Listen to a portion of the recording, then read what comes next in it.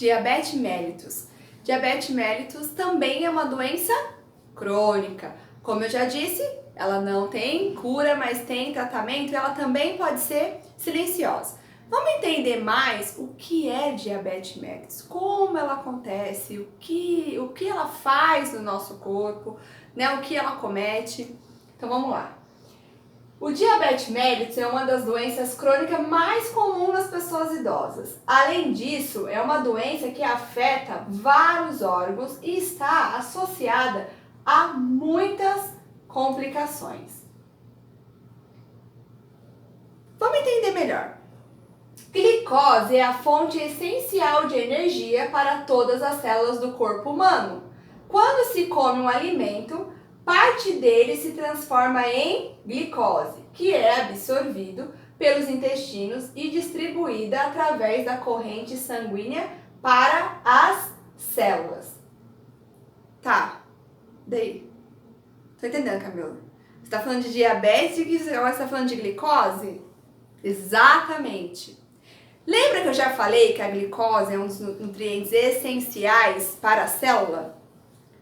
Para as células, para todos os nossos órgãos, que ela caminha junto no sangue com o oxigênio para poder irrigar, são nutrientes. Lembra que eu falei? Exato.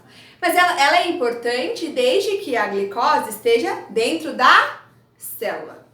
Glicose fora da célula não é legal. Bom, grava isso. A glicose, ela só é boa quando ela está dentro da célula, porque quando ela entra dentro da célula, ela faz a sua função, que é gerar energia. Exatamente, nós precisamos de energia. Como eu disse pra você, sem você perceber, você tá respirando, seu coração tá batendo, seu sangue tá circulando, tá tudo funcionando e tá gastando energia. Tá, mas eu ainda não entendi o que a glicose tem a ver com a diabetes. Você vai entender, não se preocupa. Vamos primeiro entender o que é glicose, o que eu como que vira glicose, o que é fonte de glicose. Uma das fontes mais tradicionais e mais conhecidas da glicose é o carboidrato. Exatamente, o carboidrato. Quem não gosta de um carboidrato, né? Quem não gosta de uma lasanha?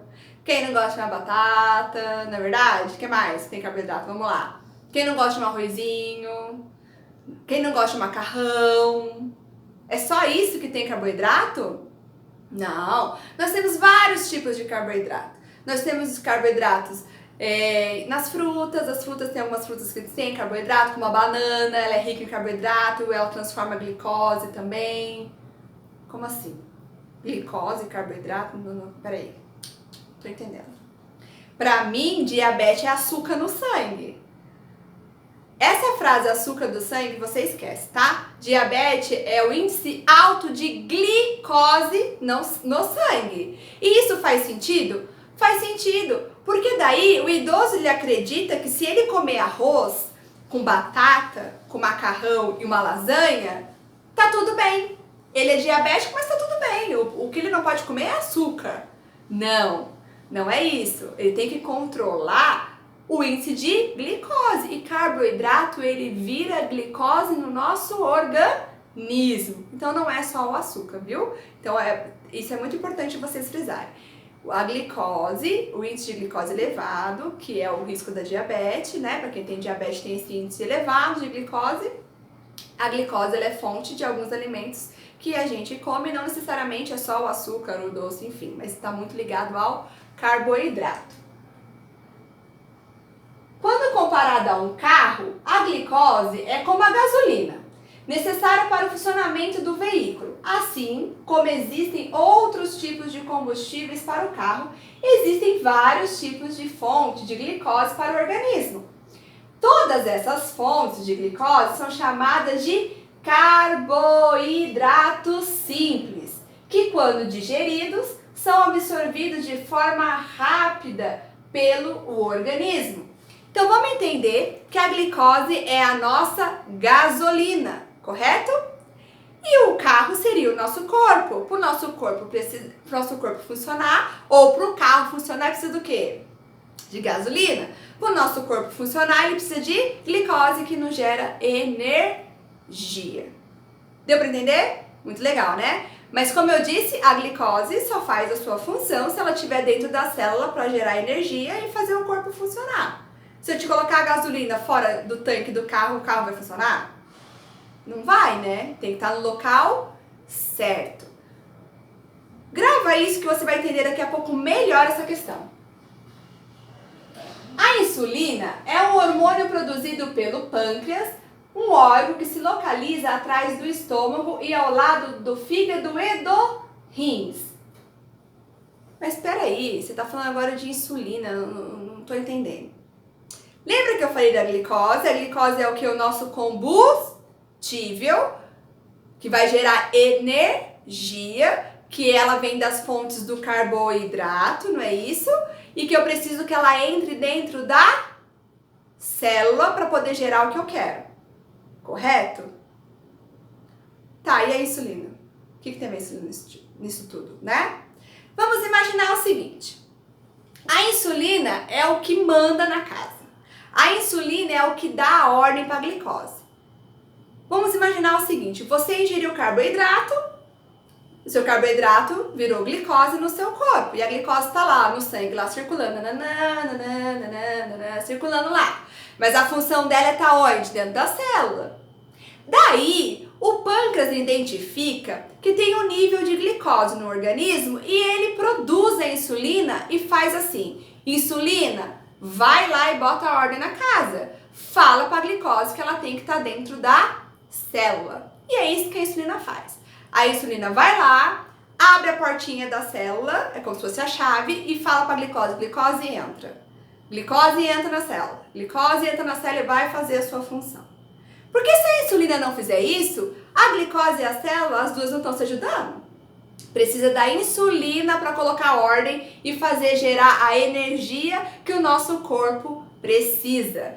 Deu para entender? Então a insulina é responsável por fazer com que a glicose entre dentro da nossa célula e forme a nossa energia. Isso mesmo. E a insulina é produzida pelo pâncreas. Deu para entender até aí? Deu para entender o que é a glicose? Por que a célula precisa da glicose e de outros nutrientes? E deu para entender o que é a insulina?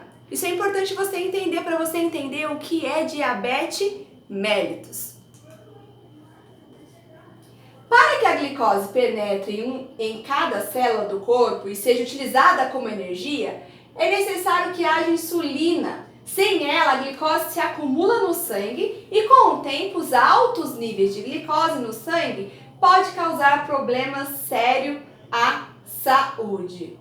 Como a gente está vendo na imagem, a gente tem a célula, a insulina é a nossa chave, que vai fazer com que a glicose que está circulante no sangue entre dentro da célula e gere a nossa energia. Voltando a falar que a insulina é produzida pelo pâncreas.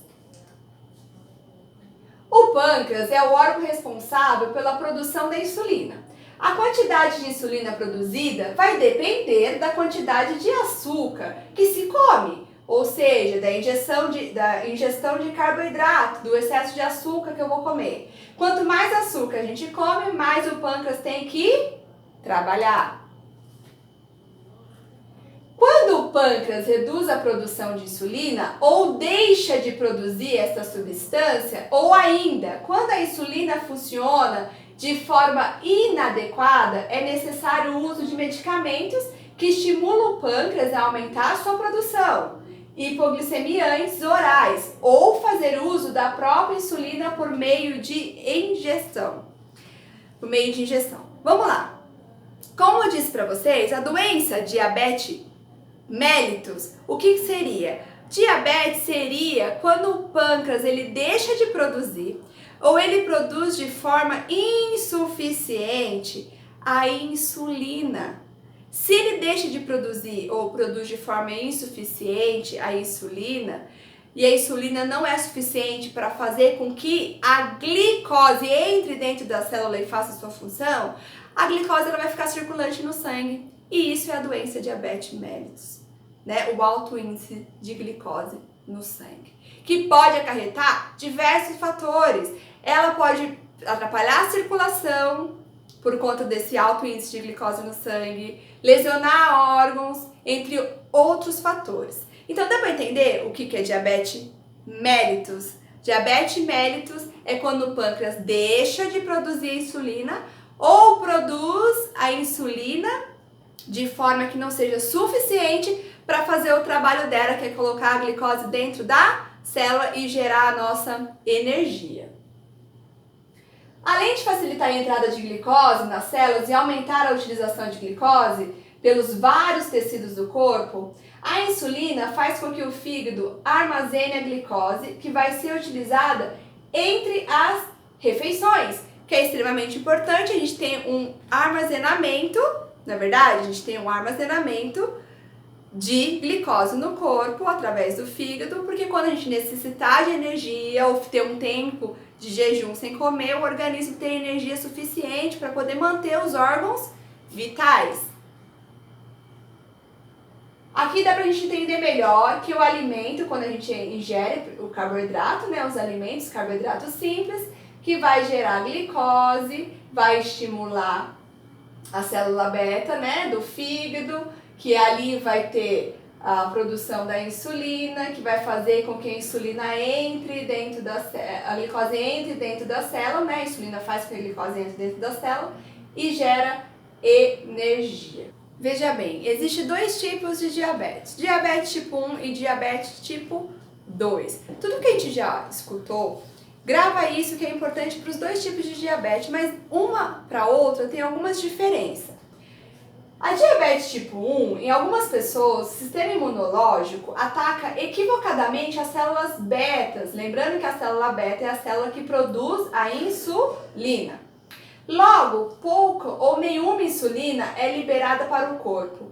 Como resultado, a glicose fica no sangue em vez de ser usada como energia. Aparece geralmente na infância ou adolescência, mas pode ser diagnosticada em adultos também. Essa variedade é sempre tratada com insulina, medicamentos, planejamento alimentar e atividades físicas, para ajudar a controlar o nível de glicose no sangue. Então a diabetes tipo 1 é quando a célula beta do pâncreas ela deixa de produzir a insulina, fazendo com que a pessoa seja insulinodependente. Eu acho que você já ouviu aquelas pessoas que precisam da insulina, de realmente a injeção de insulina como um hábito diário para poder fazer a função de colocar a glicose dentro da célula e gerar energia. Logo mais, temos que pensar o seguinte: se eu sou insulino-dependente, eu tenho diabetes tipo 1, por algum motivo, né, essa célula deixou de produzir, essa célula beta deixou de produzir, eu preciso pensar muito também no estilo de vida que eu vou ter. Não adianta eu usar insulina diariamente, né, e comer uma lasanha a cada 3 horas. Então é importante também todo o estilo de vida. E uma característica dela é que ela comete mais, como eu já disse, adultos, adolescente e criança, diferente da diabetes tipo 2. Diabetes tipo 2. O diabetes tipo 2 caracteriza-se pela produção insuficiente de insulina, diferente do diabetes tipo 1, né, que não existe a produção por conta das células beta do pâncreas. Ou pela incapacidade do organismo de utilizar a insulina produzida de forma eficiente. Cerca de 90% das pessoas com diabetes têm o tipo 2, ou seja, ela é a mais comum. Manifesta-se mais frequentemente em adultos, mas crianças também podem apresentar. Dependendo da gravidade, pode ser controlado com atividade física e planejamento alimentar. Em outros casos, exige o uso de insulina ou outros medicamentos para controlar a glicose. Ou seja, o diabetes tipo 2 é o mais comum. Ela normalmente acarreta a população mais idosa ou o adulto, tá? Diferente um pouco da diabetes tipo 1. E a tipo 2, ela não deixa de produzir totalmente, mas produz de forma suficiente, o organismo não utiliza a insulina de forma adequada. Mas o manejo que eu ensinei para vocês da célula precisar da glicose e a insulina ser aqui, bota a ordem na casa e faz a glicose entrar dentro da célula e fazer o seu papel, isso é independente das diabetes tipo 1 ou 2. O mecanismo é o mesmo e precisamos de energia todos os dias, diariamente. Uma pessoa é considerada diabética quando o resultado do exame de sangue, que foi colhido em jejum, indica glicose superior a 126 ou acima de 200. Se o sangue foi colhido 2 horas após uma refeição. Então, é muito importante eu entender que eu vou verificar, vou realizar o destro, né? Verificar o índice glicêmico, né? Da glicemia. Eu preciso entender se esse idoso acabou de tomar um café, comeu pão francês, tomou um café, né? Comeu mais uma banana, comeu um pedaço de bolo gostoso. Daí eu vou lá e faço destro. Claro que o índice de glicose vai estar elevado, então eu tenho que esperar no mínimo 2 horas para fazer uma verificação fidedigna. Como eu já disse, a verificação fidedigna é extremamente importante, porque eu posso tomar conduta através daquele valor que não é adequado. Se eu faço uma conduta ou se eu faço uma verificação que não é adequada, e esse idoso ele faz uso de insulina, eu acredito que eu vou ter que fazer a correção com a insulina e na verdade ele não tá com hiperglicemia. Lembra do hiper-hipo? A gente usa aqui também. Hiperglicemia, índice alto de glicemia, de glicose. Hipoglicemia, índice baixo. Combinado? Só pra gente poder lembrar desse hiper e hipo. Então é importante eu ter uma verificação certa, senão eu posso acarretar e levar a fatores agravos importantes.